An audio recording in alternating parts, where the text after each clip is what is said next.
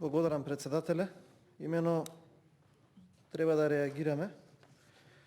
Пред почетокот на седницата од парламентарната буџетска канцеларија ни беше даден еден примерок за анализа на конкретно завршената сметка на буџетот за 2019 година, каде што согласно со сите показатели можеме да констатираме дека економските текови во изминативе неколку години во Република Македонија нималку немаат некаков позитивен предзнак, односно не можеме да се потпреме на тоа дека економските показатели или насоката во која што се движи македонската економија и македонските финансиски текови не оддаваат позитивен впечаток или чувство на сигурност на македонските граѓани и оние кои што се учесници во македонската економија. Само да потсетам, 2019 година е година во која што за прв пат во финансиите, во економијата на Република Македонија сменивме тројца министри за финансии. Првиот беше Драган Тевдовски, човекот кој што пред да биде на таа функција беше еден од најпопуларните професори на економскиот факултет во Скопје, човек кој што имаше идеи со кои што помогна оваа политичка номенклатура која што е сега актуелна да дојде на един денска безброј, но потоа видовме дека апсолутно се неприменливи, па така да има многу повеќе неуспеси отколку економски успеси. Човекот за кој што мислам дека виде со кого си има работа и си замина од тоа министерство и покрај тоа што е реномиран професор и прогласуван за еден од најдобрите од наставниот кадар кој што го има економскиот факултет во Скопје. Неколку непопуларни реформи кои што апсолутно немаа никаков позитивен импакт во македонската економија, толку успеваа и да деградираат. Човек чиј што советник беше Бранимир Јовановиќ, оној кој што и сега е иселен, па можеме да видиме дека тие кои што најмногу требаше да придонесат, оние кои што најмногу требаше да знаат од сите, ако се иселиле тогаш што останува за народот на Република Македонија, веднаш после неговата оставка се случи она именување популарно на тогашниот премиер кој што воедно ја вршеше и функцијата за министер за финансии и рече: замислете, доаѓам да одржам лекција по економија.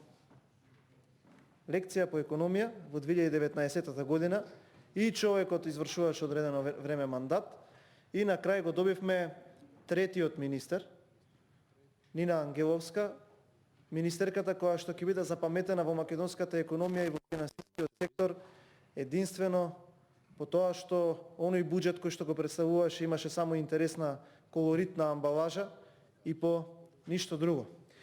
Можеме да приметиме дека баш во оваа брошура би ја нарекол, во овој брифинг, дека ништо од она што е зацртано не е реализирано. Можеме да видиме дека критиките на опозицијата за буџетот за 2021 година, дека критиките на опозицијата за ребалансот, на последниот ребаланс, се извинувам, за 2020 година, добиваат на тежина токму со овој брифинг. Заради тоа што секогаш кога се формира буџет, за да се анулира критиката од јавност, се создаваат и се пишуваат вредности кои што потоа нема да се реализираат. Кога го правевме буџетот за 2021 година, еден од клучните аргументи беше 5-годишна рамка за раст и неколкугодишна рамка за раздолжување. Можеме да видиме дека од почетокот на годината повеќе тоа не се споменува. Не се споменува заради тоа што беше користено само кога се создаваше буџетот. Затоа што нема ништо од тоа. Ниту има нешто од таа 5-годишна рамка, ниту има нешто од тој план за намалување на задолжувањето на Република Македонија. Тоа можеме да го докажеме ако ги отвориме оние дневни редови на Комисијата на финансирање на буџет, дека скоро секоја комисија на дневен ред има предлог ново задолжување, дека ќе се задолжуваме и понатака, дека оние растови кои што ќе предвидуваме апсолутно нема да се остварат. Исто како што не се оствариле предвидувањата и тогаш, па можеме да видиме дека во некои од клучните работи реализација има од 67%, реализација од 75%, ама нема реализација близко до 100% на оние вредности кои што се кажуваат. И во 2019 година луѓето, граѓаните на Република Македонија не живееа убаво. Се соочуваа со предизвици, исто како и сега. Владата беше апсолутно глува на нивните размислувања, на нивните барања. Не би рекол дека не можела да помогне затоа што можела. Затоа што ако велевме цела 2020 година дека има криза, тогаш криза нема, можеме да видиме дека ефектите од таа економија се пресликуваат и во првиот квартал од 2020 година, каде што растот на економијата беше 0,01%. Тогаш немаше криза. Растот, односно реализацијата на капиталните инвестиции, исто како претходните 3 години додека оваа номенклатура на власт не бележи позитивен исчекор. Не се реализираат капитални инвестиции во државата. Еве некој од мнозинството да ми одговори. Еден проект капитален започнат во 2019 година. Дали во Република Македонија во 2019 година се обезбедија средства за реализација на оние 500 километри автопати? Дали во 2019 година се отпочна со некој нов проект кој што ќе треба да значи принос и раст на македонската економија? Дали во 2019 година почна да се реализираат оние шарени ветувања од онаа фамозна програма? Еве да речеме, од 2016 година, ако по 10% се реализираа одредени ветувања, сега ќе бевме нели на оние фамозни 40%.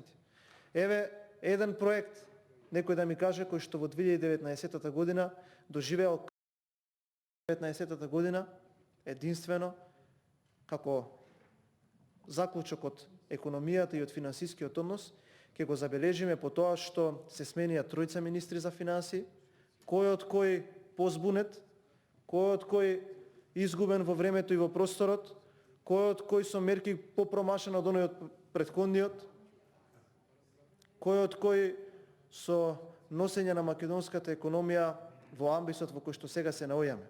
Сега може би има причина. Еве ќе речете пандемија, да, точно ја прифаќам. Ама во првиот квартал од 2020 година немаше пандемија, во 2019 година немаше пандемија. Зошто тогаш не се работел? Разбирате дека се она кое што се случува сега од аспект на слабо менаџирање со финансиската криза покрај здравствената се случува заради тоа што има отсуство на систем кој што изминатите години бил добро поставуван. Па тука треба да ве подсетувам на оној прогресивен данок. Па тука треба да ве подсетувам на зголемување на акцизите од нафтата кои што тие министри ја носеа. Па дали тука треба да ве подсетувам за онаа фамозна економска лекција? Дали некој тука се сеќава каква беше таа економска лекција? Дали економска лекција е зголемување на националниот долг од 48,9%? Дали тоа е економската лекција? Еве ова се основни макроекономски индикатори кои што се извадени од Министерството за финансии. Ги извадив 10 минути пред да почне седницата. Тука можете да најдете и сериозни бројки. Тогаш имавме буџет од 3,5 милиарди евра кои што се потрошија. Дали еден кој што е тука во просторијава или кој што не следи може да се сети на еден забележителен проект? Еве да го земеме и оној кој што е најмногу офиран во јавност. Еве ќе речеме за Скопје 2014, кој што како неминувен аргумент се споменува секогаш кога дебатира. Еве да речеме дека и од тој квалитет кој што вие сметате дека е убедливо најлош. Дали може да се сетиме на еден проект? Дискоч еден да ме демантира. Да, тоа во 2019 година се започна, се реализираше и заврши со реализација. Да, во 2019 година започнавме одново да градиме траса на автопат. Испроектиравме. Од 2016 до 2019 се проектираше, се правеше експроприација, се создаваше траса, се пробиваше траса и почнавме да ја реализираме со реализација.